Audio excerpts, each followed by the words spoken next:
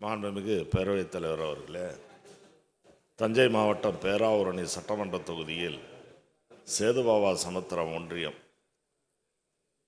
பெருமகளூர் தொடக்க வேளாண்மை கூட்டுறவு சங்கத்தின் கீழ் கொளக்குடி என்ற முழுநேர நியாய விலைக்கடை வாடகை கட்டிடத்தில் செயல்பட்டு வருகிறது.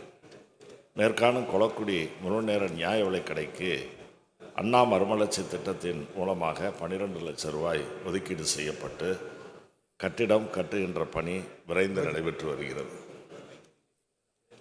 மாண்புமிகு உறுப்பினர் அசோக்குமார். அமைச்சர் அவர்களுக்கு மாண்புமிகு பேரவைத் தலைவர் அவர்களே, மாண்புமிகு அமைச்சர் அவர்களுக்கு எனது மனமார்ந்த நன்றியை தெரிவித்துக் கொள்கின்றேன்.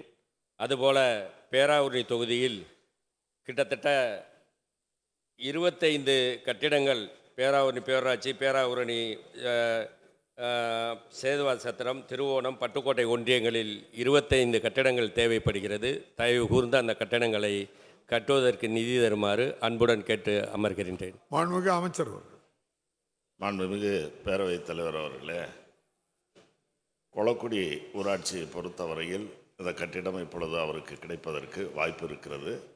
கேள்வி சுற்றோட்ட நிலையிலேயே அதற்கான விடையும் கிடைத்திருக்கிறது. அதேபோல் இப்பொழுது 25 கடைகள் என்று கோரிக்கை வைத்திருக்கிறார்கள். அதுவும் வெகு விரைவிலே பரிசீலித்து நிறைவேற்றப்படும் என்றதை தெரிவித்துக் கொள்கிறேன். பொதுவாக மாண்புமிகு முதல்வர் அவர்கள் தலைமையிலான இந்த அரசு பொறுப்பேற்ற பிறகு தமிழ்நாட்டில் இருக்கக்கூடிய 34,902 நியாய விலைக் கடைகளில் தனியார் மற்றும் வாடகை கட்டிடங்களில் செயல்படுவது 6,215 நியாய விலைக் கடைகள் இருக்குது. அதில் 2,545 கடைகள் இப்பொழுது சொந்த கட்டிடத்தில் இயங்குவதற்கு புதிதாக கட்டிடப் பணிகள் நடைபெற்று வருகிறது. மீதமுள்ள கடைகளும் வெகு விரைவில் சொந்த கட்டிடங்களாக கட்டுவதற்கு துறை ரீதியாக முழுமையான நடவடிக்கைகள் மேற்கொள்ளப்பட்டு வருகிறது என்பதையும், ஆகவே இதுபோன்று சொந்த கட்டிடம் இல்லாத நியாய விலைக் கடைகளையும் கண்டறிந்து அவற்றுக்கு அனைத்துக்கும் தீர்வு காண்பதற்கு முதலமைச்சர் அவர்கள் அறிவுறுத்தி இருக்கிறார்கள். நிச்சயமாக அது நிறைவேற்றி தரப்படும். மாண்புமிகு உறுப்பினர் அசோக்குமார். மாண்புமிகு பேரவைத் தலைவர் அவர்களே, அமைச்சர் அவர்களுக்கு மீண்டும் நன்றியை தெரிவித்துக் கொண்டு, பேராவூரணி பகுதியில் நிறைய அங்காடிகள் பிரிக்கப்பட வேண்டியிருக்கிறது.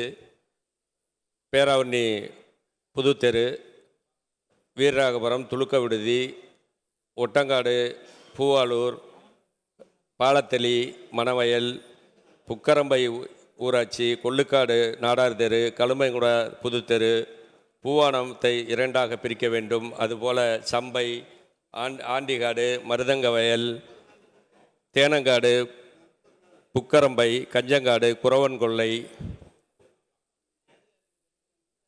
கொள்ளுக்காடை 2ஆக பிரிக்க வேண்டும். வீரியங்கோட்டையில் உள்ள 1000 காடுகளை பிரித்து முடச்சிக்காட்டிற்கு தனியாக ஒரு அங்காடி தர வேண்டும் என்று அன்புடன் கேட்டுக்கொள்கின்றேன். அதே போல் கட்டப்படும் கட்டிடங்களுக்கு சமயத்தில் அளவு குறைவாக இருக்கிறது. அதில் மூட்டைகள் அடுக்கி வைப்பதற்கு சிரமமாக இருக்கிறது. அதே போல் கைரேகை வைப்பதில் நிறைய சிக்கல்கள் இருக்கின்றது. தயவுந்து அமைச்சர் அவர்கள் அதில் அருள் கூர்ந்து உணவு அமைச்சர் அவர்கள் அதற்கு மாற்றி ஏற்பாடு செய்து தருமாறு அன்புடன் கேட்டுக்கொள்கின்றேன். நன்றி அவர்கள். மாண்புமிகு அமைச்சர். மாண்புமிகு உறுப்பினர் அவர்கள் ஏற்கனவே இயங்கி வருகின்ற பல்வேறு நியாய விலைக் கடைகளை பிரித்து புதிதாக கடைகளை உருவாக்க வேண்டும் என்ற கோரிக்கை வைத்திருக்கிறார். அந்த கோரிக்கையின் நியாயம் இருக்கிறது. ஆனாலும் சில விதிமுறைகளை நாம் கடைபிடிக்க வேண்டிய நிலையில் இருக்கிறோம். குறிப்பாக நகர்ப்புறங்களை பொறுத்தவரையில் 800 குடும்ப அட்டைகள் இருந்துச்சுன்னா 800க்கு மேலே இருந்தால் அதை பிரிப்பதற்கு ஏற்பாடுகளை செய்யலாம். அது மாதிரி கிராம பகுதிகளில் 500 குடும்ப அட்டைகளுக்கு மேலே இருந்தால் அதையும் பிரிப்பதற்கும், மலைப்பகுதிகளில் 400 குடும்ப அட்டைகள் இருந்தால் அதையும் பிரிப்பதற்கு செய்யலாம்.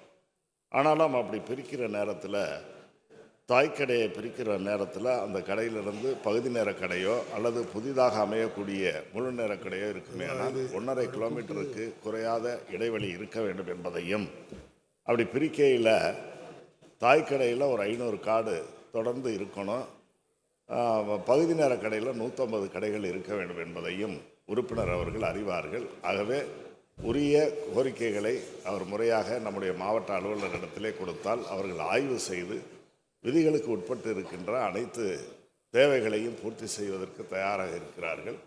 குறிப்பாக நியாய விலைக் கடைகளை பொறுத்தவரையில் உணவுப் பொருட்கள் வழங்குவது சம்பந்தப்பட்டது என்ற காரணத்தால் அந்த பொருட்களை பாதுகாப்பாக வைத்திருக்க வேண்டும் என்பதோடு எலிகள் போன்றவற்றிலிருந்து அந்த இதை பாதுகாக்கின்ற கடமையும் இருக்கிறது. ஆகவே முதலமைச்சர் அவர்களை பொறுத்தவரையில் அனைத்து கடைகளிலும் சொந்த கடைகளாகவும் அதை போல பாதுகாப்பாகவும் இருக்க வேண்டும் என்று அறிவுறுத்தி இருக்கிறார்கள். இன்னும் இருக்கக்கூடிய கடைகள்லையும் பார்த்தீங்கன்னா ஆண்டொன்றுக்கு 2500 கடைகளை புதுப்பிக்கின்ற அந்த பணியும் தொடர்ந்து நடைபெற்று வருகிறது என்பதை தெரிவித்துக் கொள்கிறேன். மாண்புமிகு பேரவைத் தலைவர் அவர்களே, மாண்புமிகு உறுப்பினர் அவர்கள் சொல்லையிலே இந்த பிராட்பேண்டை பொறுத்தவரையில் மலைப்பகுதி என்று சொல்லுகின்ற காரணத்தினால ஏதாவது அசௌகரியங்கள் இருக்கலாம். அதையும் போக்குவதற்கு உரிய நடவடிக்கைகளை நீங்கள் மாவட்ட அலுவலரிடத்தில் அந்த தகவலை தெரிவித்தால் அதை நிவர்த்தி செய்வார்கள். அதிலும் நம்முடைய மாண்புமிகு உறுப்பினர் அசோக்குமார் அவர்களும் இவர்களும் குறிப்பிடுறதை பார்த்தா கைரேகை சமாச்சாரம் பொறுத்தவரை உணவுத்துறையின் கட்டுப்பாட்டில் இருக்குது. ஆங்காங்கு வரக்கூடிய புகார்கள் உடனடியாக நிவர்த்தி செய்யப்படுகிறது என்பதையும் தெரிவித்துக் கொள்கிறேன். மாண்புமிகு உறுப்பினர் பிச்சாண்டி. மாண்புமிகு பேரவைத் தலைவர் அவர்களே, என்னுடைய கீழ்பெண்ணாத்தூர் சட்டமன்ற தொகுதியிலே பல்வேறு கிராமங்களிலே துணை கிராமங்கள் இருக்கிறது. அது 2 கிலோமீட்டர் தூரத்திலே இருக்கிறது.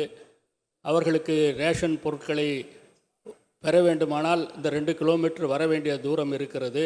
ஆனால் காடு குறைவாக இருக்கிறது என்பதற்காக அந்த கிராமங்களில் அந்த பகுதி நேர கடைகள் திறக்கப்படாமல் இருக்கிறது. நாங்கள் மக்களை சந்திக்க போது மக்களுடைய மிக முக்கியமான கோரிக்கையாக இந்த பகுதி நேர கடையே தேவை என்ற அந்த நிலை எல்லா இடங்களிலுமே இருக்கிறது. என்னுடைய இதில் கருங்கல்பட்டு பல்வேறு புதூர் போன்ற பல்வேறு கிராமங்களிலே இது தேவைப்பட இருக்கின்ற காரணத்தால் எந்தெந்த இடத்திலே இது போன்ற துணை கிராமங்கள் இருக்கிறதோ அங்கெல்லாம் பகுதி நேர கடை தமிழகம் முழுவதும் திறந்து வைத்தால் மக்களிடம் அந்த பிரச்சனை தீரும். அதை நம்முடைய அரசு கவனத்தில் எடுத்துக்கொண்டு அமைச்சர் அவர்களுக்கு ஆவணம் செய்வாரா என அறிய விரும்புகிறேன். மாண்புமிகு அமைச்சர். மாண்புமிகு பேரவைத் தலைவர் அவர்களே, மாண்புமிகு நம்முடைய துணை சபாநாயகர் அவர்கள் எழுப்பியிருப்பதைப் போல மக்கள் தங்களுடைய கோரிக்கைகளை மக்கள் பிரதிநிதிகளாக நம்மிடத்திலே தருகிறார்கள். ஆனால் அதே நேரத்தில் அதை செயல்படுத்துவதற்கு அரசும் சில விதிகளை குறிப்பிட்டிருக்கின்ற காரணத்தால் அந்த விதிகளும் மீறப்படாமல் இருக்க வேண்டும். நிலைமைகளை நன்கு உணர்ந்தவர் அவர். பல கடைகளை புதிதாக தொடங்கி இருக்கிறது. குறிப்பாக நம்முடைய மாண்புமிகு முதலமைச்சர் அவர்களுடைய தலைமையிலான இந்த அரசு பொறுப்பேற்ற பிறகு 3000க்கும் மேற்பட்ட கடைகள் புதிதாக உருவாக்கப்பட்டிருக்கிறது என்பதையும் 3000 கடைகளை புதிதாக திறந்திருக்கின்ற நம்முடைய முதல்வருடைய ஆட்சியில் துணை சபாநாயகருடைய கோரிக்கைகளும் தேவைகளும் நிறைவேற்றுவதற்கு முயற்சிகள் மேற்கொள்ளப்படும்.